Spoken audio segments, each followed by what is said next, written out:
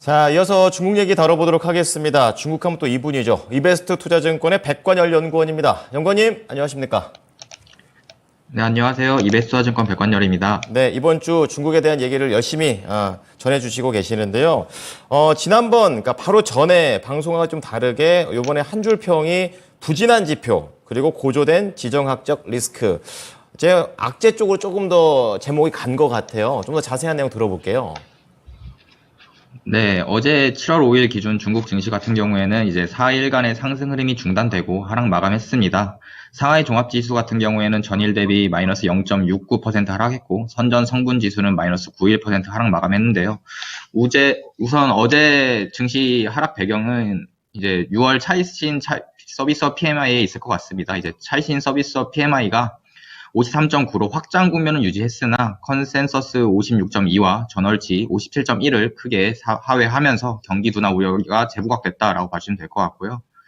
예, 차이신의 이제 수석 이코노미스트가 아직 중국 경제 기반이 공고하지가 않고 수요가 여전히 위축되어 있다라고 지적을 한 점이 증시의 부담 요인이었다라고 봐주시면 될 것 같습니다.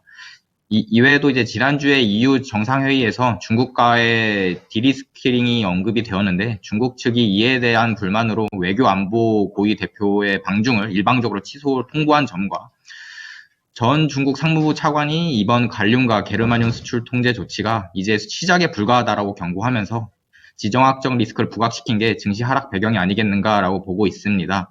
그래도 긍정적인 부분은 이제 중국의 청년 실업률이 사상 최고치를 기록한 가운데 기존에는 졸업자에 한해서만 고용 보조금을 지원했더라면은 이제는 이제 졸업 후에 2년 동안 취업이 안 된 청년들을 고용한 기업에 대해서도 고용 보조금을 지원하겠다라고 말한 점과 미국 등 주요 국가에서 견제하고 있는 AI, 클라우드 컴퓨팅, 빅데이터 등등 이러한 핵심 기술 산업을 육성을 강화할 것이라고 재피력한 점이 어느 정도 불확실성을 좀 축소시킨 요인이 아니겠는가라고 정리해 주시면 될 것 같습니다. 네. 자, 전반적인 큰 그림을 좀 그려주셨고요. 이제 우리나라 투자자 입장에서 중국 이슈는 봐야 될 텐데, 제목만 봐도 약간은 안 좋은 느낌, 뭔가 이 텐션이 좀 높은 느낌이 있습니다. 중국 지방정부 부채 리스크부터 좀 들어보겠습니다. 네, 이제 첫 번째로 말씀드릴 거는 이제 주방정부 부채 리스크인데, 이제 중국의 지방정부는 자금을 조달할 때 이제 채권을 발행하는 공식적인 방법 외에도 LGFV라는 이제 자금 조달용 특수 법인을 통해서 차입을 해오는데 이게 회계장부에 기재가 되지 않아서 숨겨진 부채라고 불리고 있습니다. 그래서 이 LGFV 부채 규모가 정확히 얼마인지는 알 수가 없지만 일각에선 이게 되게 천문학적인 수준일 거다라는 의견이 계속해서 나오고 있기 때문에 지방정부 부채 리스크가 계속 부각되고 있는데요.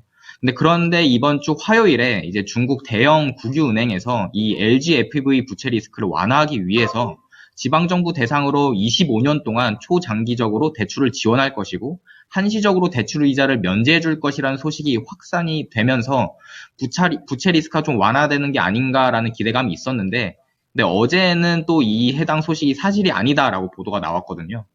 그럼에도 불구하고 이 업계 관계자의 주장에 따르면은 또 이 소식이 완전히 루머로 판명짓기는 어렵다라고 말한 점이 있고 지방정부 부채 리스크 해소를 위해서 지원책이 필요하다라고 강조가 되었습니다.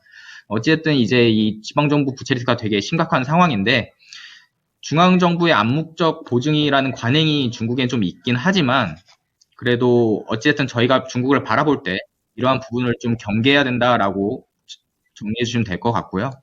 근데 이제 두 번째로 말씀드릴 것은 이제 아무래도 중국의 광물 수출 통제에 대해서 좀 더 말씀드릴 수 있을 것 같습니다. 우선 중국 상무부에서 반도체와 이제 핵심 전자제품에 사용되는 주요 광물인 갈륨과 게르마늄 수출을 통제를 했죠. 근데 이제 미중 간의 갈등이 이제 기술 분야뿐만 아니라 광물 같은 원자재 분야까지 번지는 것 같습니다.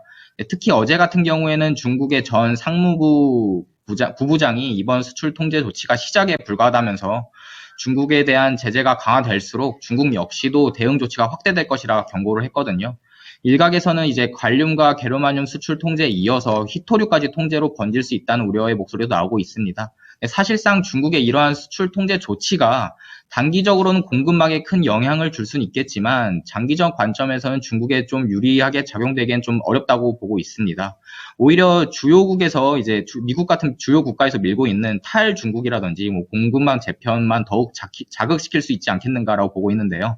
우선 과거에 이제 2010년에 중국은 생가쿠 열도에서 일본이 중국 어선을 억류하자 히토류 수출을 제한하면서 보복을 한 바가 있습니다. 사실상 이 시점 이후로 중국이 수출을 제한할 수 있다는 리스크가 부각이 되면서 히토류 수입 국가들은 중국이 아닌 여타 국가에서 찾기 시작했고 히토류의 공급망이 좀 재편이 되기 시작했습니다. 실제로 일본을 제재한 이후로 중국의 히토류 생산 비중이 현저히 감소한 걸 알 수 있겠고요.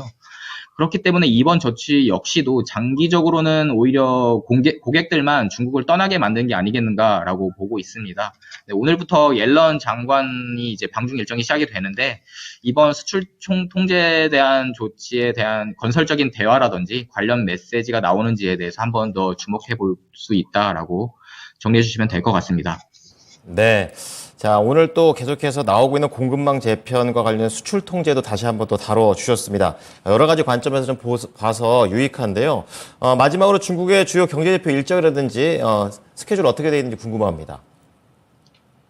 네, 다음 주 월요일에 물가 지표가 발표 예정입니다. 특히 중국의 CPI 같은 경우에는 이제 돈육 가격에 좀 민감한데 이번에 중국 정부에서 돈육 가격에 이제 추가로 하락하는 걸 막기 위해서 비축 작업을 실시한다고 예고를 했거든요. 이러한 점이 CPI에 영향을 줄 수 있다는 점 체크해 주시면 좋을 것 같고요. 다음 주 목요일에는 수출입 지표가 발표 예정입니다. 이제 특히 수출 같은 경우에는 이제 대외 경기 우려로 컨센서스상 5월 대비 둔화될 것으로 보여지고 있는데 이제 컨센서스를 상회하는지 여부 한번 체크해 봐야 된다고 말씀드릴 수 있겠습니다. 이상입니다. 네. 자, 경제지표 관련된 부분들도 계속해서 보도록 하겠습니다. 오늘 말씀 감사합니다. 네, 감사합니다. 네. 자, 오늘 나우 차이나는요, 이베스트 투자증권의 백관열 연구원이었습니다.